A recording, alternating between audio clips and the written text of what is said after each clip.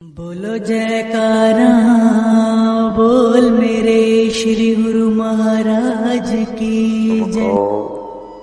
मनुष्य की अपनी बुद्धि काम, क्रोध, लोभ, मोह, अहंकार और काल माया के अधीन है और ऐसी बुद्धि वास्तविकता की परख पहचान करने के योग्य नहीं है। तब फिर वास्तविकता का पता कैसे मिले, परख किस तरह हो और जीव दुखों से मुक्त तथा जन्म मरण के बंधन से आजाद क्यों कर हो। ऐसी दशा में मनुष्य संतों सत्पुरुषों के वचनों का सहारा ले, तब तो काम बने। अपनी श्रुति को सत्पुरुषों के वचनों से मिलावे।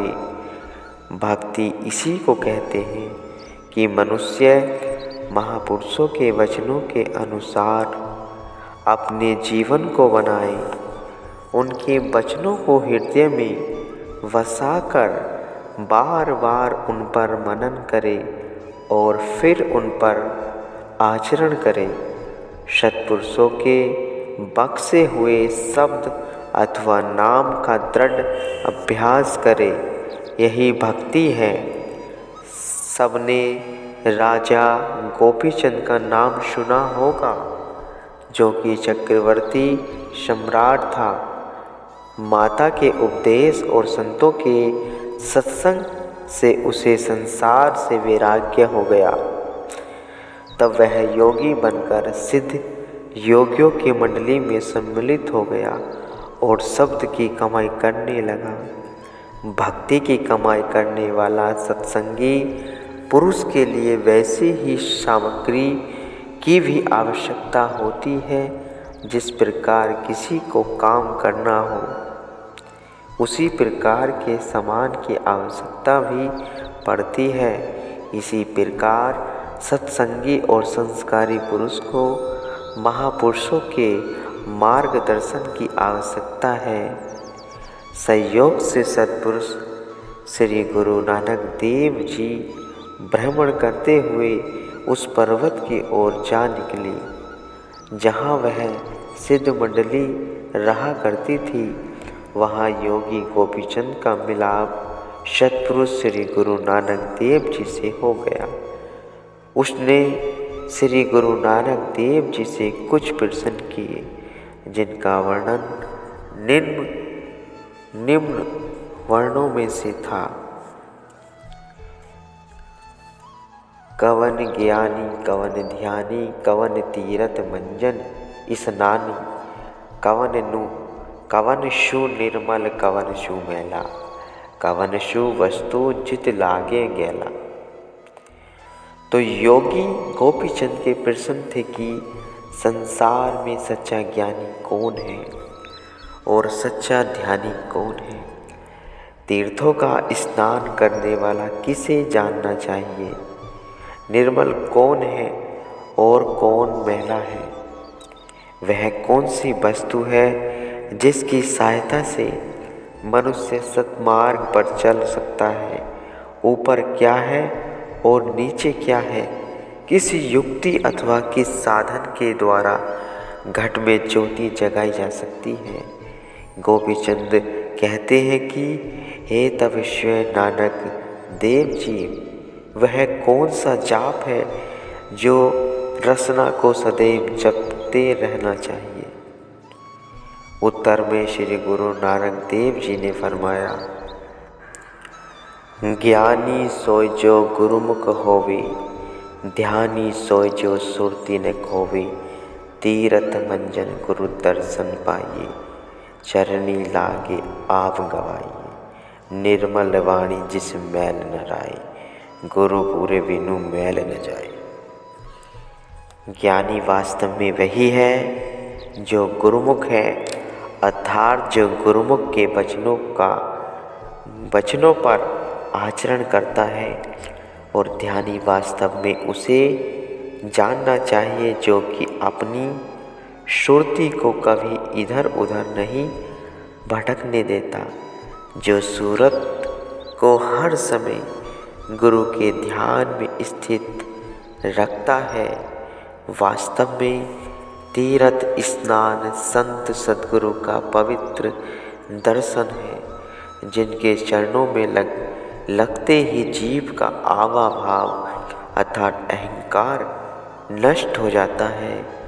पूर्ण सद्गुरु की वाणी ही निर्मल है, जिसमें लेस मात्र भी मैल नहीं है। वह धूर की वाणी होने के कारण परम पवित्र और परम निर्मल है। पूर्ण सद्गुरु की दया के बिना मनुष्य के मन पर चढ़ी हुई जन्मों की मैल किसी भी अन्य उपाय से साफ नहीं हो सकती। गुरुमुखो, सद्गुरु का जो निर्मल वचन और पवित्र उपदेश है, उसे जो गुरुमुख दृढ़ता से हृदय में धारण कर लेता है और उसके अनुसार अमली कमाई करता है, वह सीधा धुरधाम में जा पहुँचता है और कोई भी बाधा उसका मार्ग नहीं रोक सकती। परमात्मा का हुक्म ही सबके ऊपर है और वही नीचे भी है, अर्थात सब जगह उसी का हुक्म चल रहा है। जो कोई इस हुक्म की पहचान कर लेता है, अर्थात परमात्मा की मौज को पहचान कर उसमें राजी रहता है, उसी के घट में ज्योति प्रकाशित होती है। सतपुरुष श्री गुरु नानक देव जी ने फरमाया है कि गोपी चंद माया की वास्तविकता को समझकर और उसका त्याग करके ही सच्चे आनंद की प्राप्ति होती है। जिस जाप से मोह माया के सभी बंधन कट जाते हैं, वही सच्चा जाप है, जो कि रसना को सदा जपना चाहिए। यूँ तो हर मनुष्य यही कहता है कि मेरे समान विवेक और ज्ञान किसी का नहीं है, मगर महापुरुष बतलाते हैं, ज्ञानी सोए जो गुरुमुख होवे। गुरुमुख कौन है? जो सद्गुरु के वचनों के अनुसार चलता है, वही गुरुमुख है। उसी को ही सच्चा ज्ञानी जानना चाहिए। कथने ज्ञान किस काम का, जब तक आचरण सम्मिलित न हो। आचरण में कमाई करने वाला ही वास्तविक अर्थों में ज्ञानी है। दूसरी बात, ध्यानी कौन है? जो सूरत को भटकने न दे। अगर ध्यान में बैठा है और विचार कहीं से कहीं चक्कर काट रहे हैं, तो फिर वह क्या ध्यानी हुआ? इसको तो ध्यानी नहीं कहते। भजन अभ्यास के लिए बैठा है, परंतु विचार बाहर जा रहे हैं। वृत्ति चंचल है और एकाग्रता बिल्कुल नहीं। अब उससे अगर पूछा जाए कि भजन में आनंद मिला, तो उत्तर मिलता है कि नहीं। भजन में आनंद क्यों नहीं आया? इसलिए भजन करने वाला तो बाहर गया हुआ था। भजन अभ्यास का यह नियम है कि अभ्यास के समय मनुष्य पल पल अपने विचारों को जांचता रहे कि कहीं विचार बाहर तो नहीं चक्कर काट रहे। ज्योति का प्रकाश, आनंद और सुख तो अपने अंदर विद्वान है, उसे कहीं बाहर से नहीं लाना, परंतु उसके प्रकट होने के कारण केवल यही कि मन बार बार बाहरी दुनिया में दौड़ रहा है, अंदर एकाग्र नहीं होने पाता। जरा मन एकाग्र हो जाए तो फिर देखो कितना आनंद रस मिलता है। इसलिए इसे रोकना और एकाग्र करना ही संतों के वचन है। मन लोचे बुराइयां गुर सबदी, एह्यो मन होड़िए।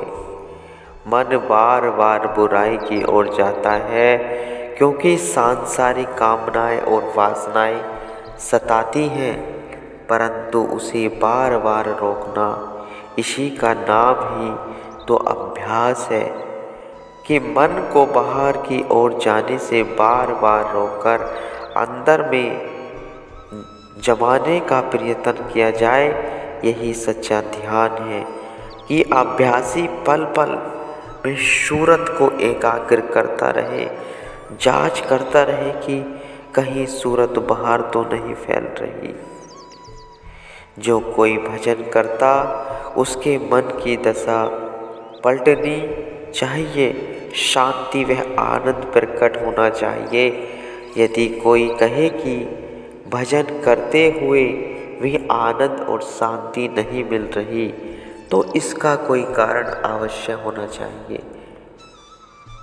यह तो कभी हो ही नहीं सकता कि लोहा पारस से छू जाए और सोना न बने। यदि लोहा और पारस पास पास होते भी लोहे की दशा नहीं बदली, तो समझ लेना चाहिए कि बीच में अवश्य कोई पर्दा रह गया, चाहे वह कितना ही बारीक क्यों न हो। उसी पर्दे ने लोहे को पारस से टकराने नहीं दिया, इसी कारण सोना नहीं बन सका। इसी प्रकार सूरत सद्गुरु के शब्द और ध्यान में लीन नहीं हुई, अपितु बाहर भटकती रह गई। अन्यथा कोई कारण नहीं है कि शांति, आनंद और रस न आए। जब तक यह दशा है, चाहे कितनी देर तक भजन करें, आनंद नहीं मिलेगा। इसलिए सूरत को ध्यान में एकाग्र करना आवश्यक है, चाहे थोड़े समय के लिए ही भी एकाग्र हो, परंतु एकाग्रता आवश्यक है। जरा सी देर के लिए भी सूरत एकाग्र रहे और उसका प्रभाव प्रकट न हो, तो यह भला कैसे हो सकता है। इसलिए कहा जाता है कि ध्यानी सोए जो सूरत न खोए। तीसरी बात यही है कही गई है कि श्रेष्ठ से भी श्रेष्ठ तीर्थ मंजन, तीर्थ स्नान संतों महापुरुषों के पवित्र दर्शन है, जिनके चरणों में लगते ही मन की दशा पलट जाती है। उसके अंदर विद्वान विकारों के सब मैल धुल जाते हैं।